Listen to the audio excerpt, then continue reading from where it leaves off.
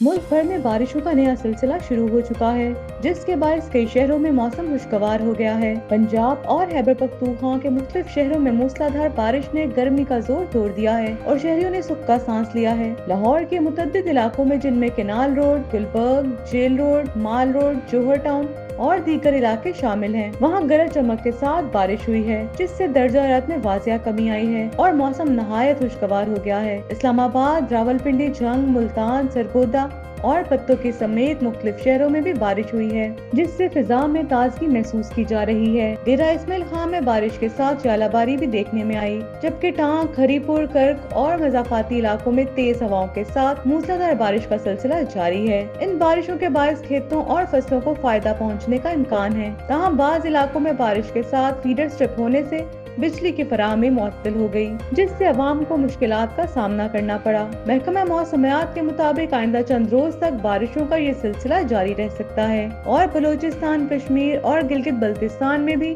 बादल बरसने की पेशगोई की गई है। ताहम मुल्क के जनूबी और कुछ वस्ती इलाकों में मौसम बदस्तूर गर्म और खुश्क रहने का इम्कान जाहिर किया गया है। माहिरीन का कहना है कि इन बारिशों से न सिर्फ दर्जा हरारत में कमी आएगी, बल्कि मौसमी असरात में भी बेहतरी देखने को मिलेगी।